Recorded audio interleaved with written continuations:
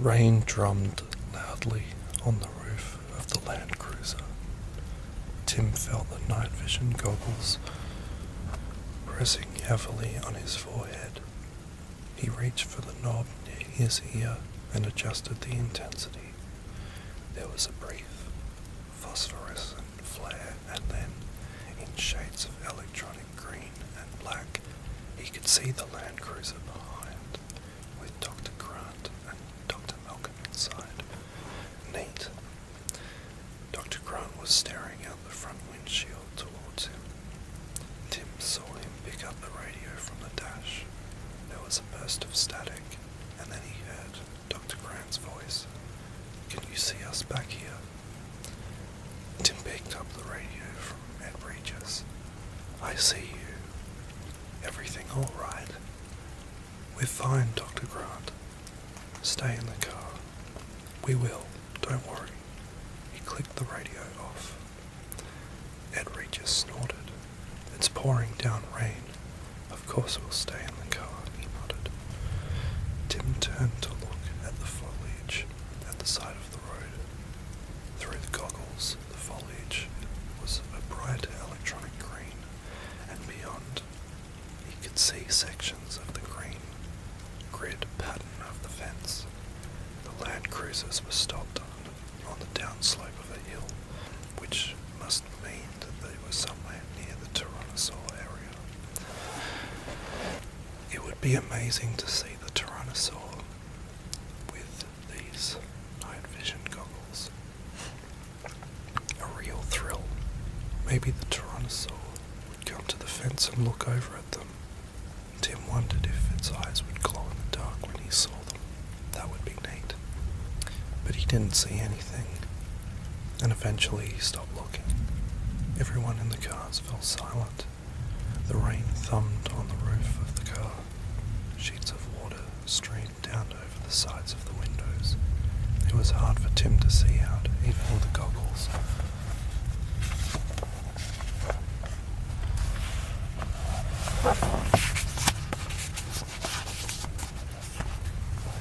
"How long have we been sitting here?"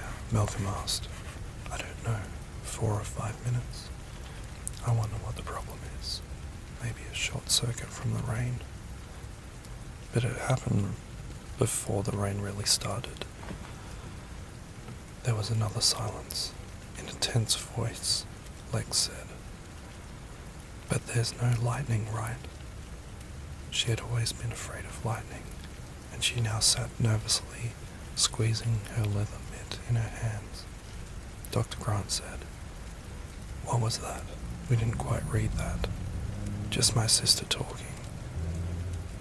Tim again scanned the foliage, but saw nothing. Certainly nothing as big as the Tyrannosaur. He began to wonder if the Tyrannosaurs came out at night. Were they nocturnal animals? Tim wasn't sure if he had ever read that. He had the feeling that the Tyrannosaurs were all-weather, day or night animals. The time of day didn't matter to the Tyrannosaur. The rain continued to pour. "Hell of a rain," Regis said. "It's really coming down." Lex said, "I'm hungry." "I know that, Lex," Regis said. "But we're stuck here, sweetie. The cars run on electricity in buried cables in the road. Stuck for how long? Until they fix the electricity." Listening to the sound of the rain, Tim felt himself growing sleepy. He yawned and turned to look at the palm trees on the left side of the road, and was startled by a sudden thump as the ground shook. He swung back just in time to catch a glimpse of a dark shape as it swiftly crossed the road between the two cars. Jesus, what was that? It was huge. It was big as a car. "Tim, are you there?" He picked up the radio. "Yes, I am here." "Did you see it, Tim?" "No," Tim said. "I missed it." "What the hell was it?" Malcolm said. "Are you wearing the night vision goggles, Tim?" "Yes, I'll watch," Tim said. Was it the Tyrannosaur? Regis asked. I don't think so. It was in the road, but you didn't see it, Regis said. No. Tim felt bad that he missed seeing the animal, whatever it was. There was a sudden white crack of lightning, and his night goggles flared bright green. He blinked his eyes and started counting. 1,000, 1,000. The thunder crashed, deafeningly loud and very close. Lex began to cry. Oh no. Take it easy, honey, Regis said. It's just lightning. Tim scanned the side of the road. The rain was coming down hard now and shaking the leaves with hammering drops. It made everything move. Everything seemed alive. He scanned the leaves. He stopped. There was something beyond the leaves. Tim looked up, higher. Behind the foliage, beyond the fence, he saw a thick body with a pebbly, grainy surface, like the bark of a tree, but it wasn't a tree. He continued to look higher, sweeping the goggles upward. He saw the huge head of the Tyrannosaurus, just standing there, looking over the fence at the two land cruisers. The lightning flashed again, and the big animal rolled its head and bellowed in the glaring light. Then darkness and silence again, and the pounding rain. Tim, yes, Dr. Grant. You see what it is? Yes, Dr. Grant. Tim had the sense that Dr. Grant was trying to talk in a way that wouldn't upset his sister. What's going on right now? Nothing, Tim said, watching the Tyrannosaur through his night goggles, just standing on the other side of the fence. I can't see much from here, Tim. I can see fine, Dr. Grant. It's just standing there. Okay. Lex continued to cry, snuffling. There was another pause. Tim watched the Tyrannosaur. The head was huge. The animal looked from one vehicle to another, then back again. It seemed to stare right at Tim.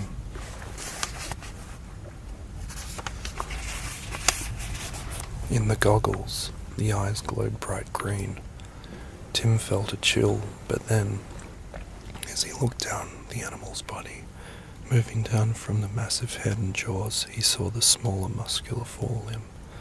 It waved in the air and then gripped the fence. Jesus Christ, Regis said, staring out the window. The greatest predator the world has ever known. The most fearsome attack in human history.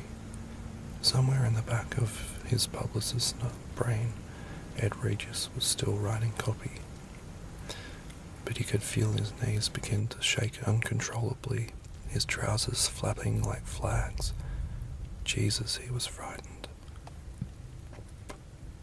He didn't want to be here, alone among all the people in these two cars. Regis knew what a dinosaur attack was like. He knew what happened to people.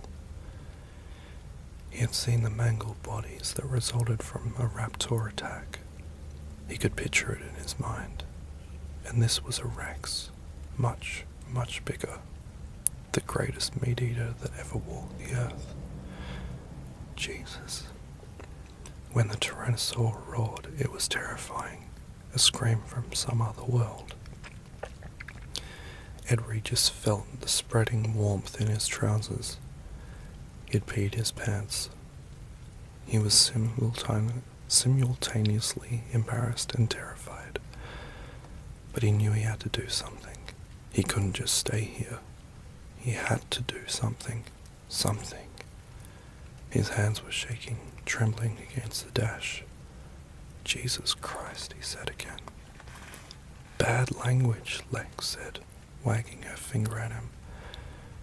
Tim heard the sound of a door opening, and he swung his head away from the Tyrannosaur. The night vision goggles streaked laterally, in time to see Regis stepping out through the open door, ducking his head in the rain. "Hey," Lex said, "where are you going?" Regis just turned and ran in the opposite direction from the Tyrannosaur, disappearing into the woods. The door to the Land Cruiser hung open. The paneling was getting wet. "He left," Lex said. "Where did he go? He left us alone." "Shut the door," Tim said. But she had started to scream. "He left us. He left us." "Tim, what's going on?" It was Dr. Grant on the radio. "Tim." Tim leaned forward and tried to shut the door. From the back seat he couldn't reach the handle. He looked back at the Tyrannosaur as lightning flashed again, momentarily silhouetting the huge black shape against the white flaring sky. "Tim, what's happening?" "He left us. He left us." Tim blinked to recover his vision. When he looked again, the Tyrannosaur was standing there, exactly as before, motionless and huge. Rain dripped from its jaws. The forelimb gripped the fence, and then Tim realized the Tyrannosaur was holding onto the fence. The fence wasn't electrified anymore. Lex closed the door. The radio crackled. "Tim, I'm here, Dr. Grant. What's going on?" "Regis ran away," Tim said. "He what?" "He ran away. I think he saw that the fence isn't electrified," Tim said. "The fence isn't electrified," Malcolm said over the radio. "Did he say the fence isn't electrified?" "Lex," Tim said. "Close the door." But Lex was screaming. "He left us, he left us," in a steady, monotonous wail. And there was nothing for Tim to do but climb out the back door into the slashing rain and shut the door for her. The thunder rumbled, and the lightning flashed again. Tim looked further up and saw the Tyrannosaur crashing down the cyclone fence with a giant hind limb. "Timmy." He jumped back in and slammed the door, the sound lost in the thunderclap. The radio. "Tim, are you there?" He grabbed the radio. "I'm here." He turned to Lex. "Lock the doors, get in the middle of the car, and shut up." Outside, the Tyrannosaur rolled its head and took an awkward step forward.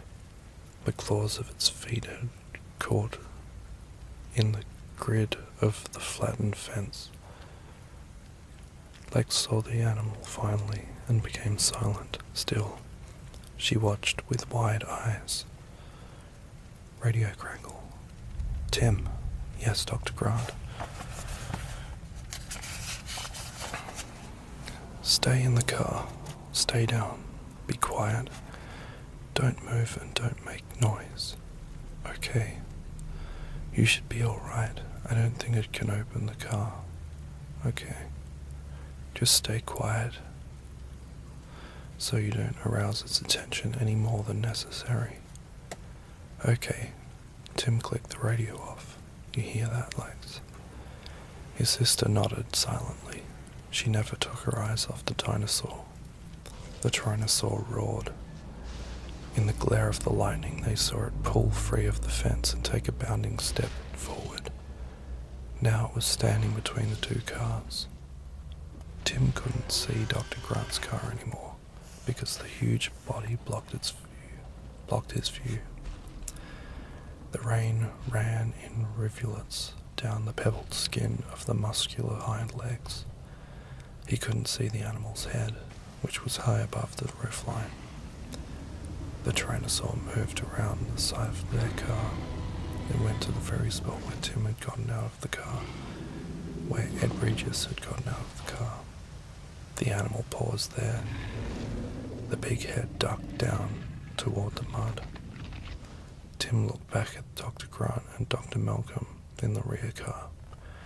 Their faces were tense as they stared forward toward the windshield.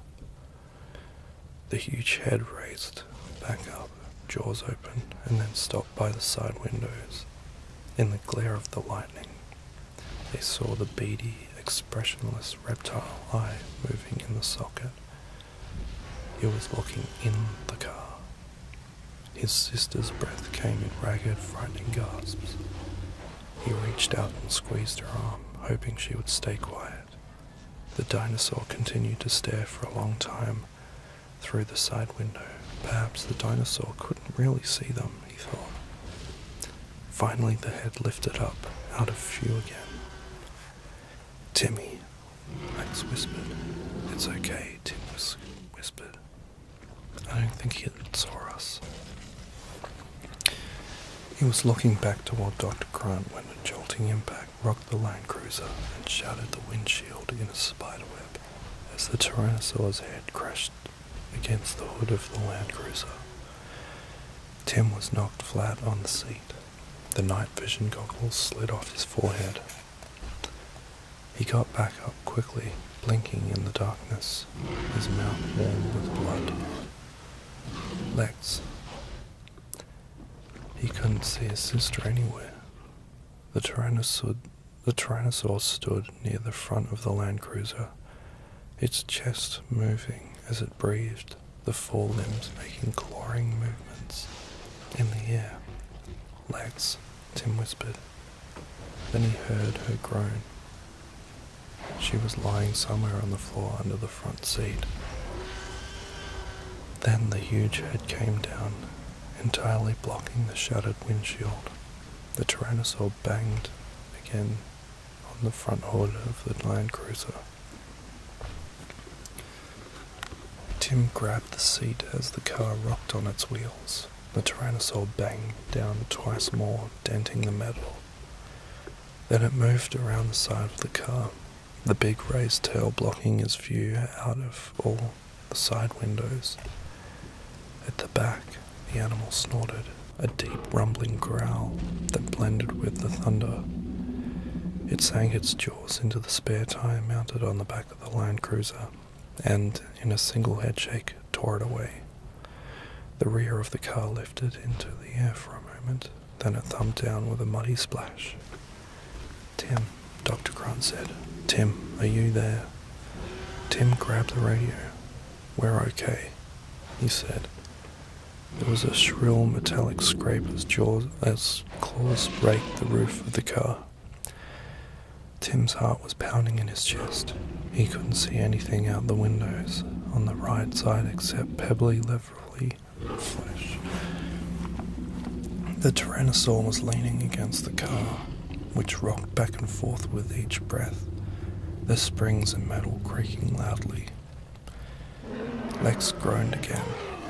Tim put down the radio and started to crawl over into the front seat. The Tyrannosaur roared and the metal roof dented downward. Tim felt a sharp pain in his head and tumbled to the floor onto the transmission hub.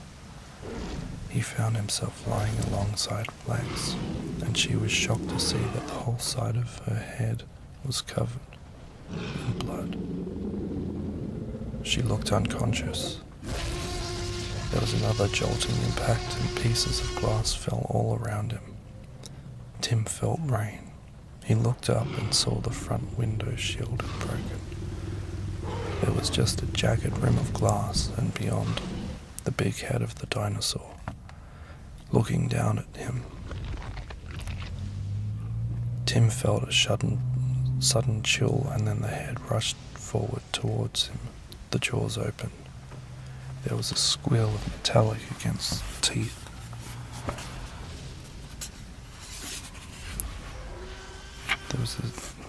There was the squeal of metal against teeth, and he felt like the hot, stinking breath of the animal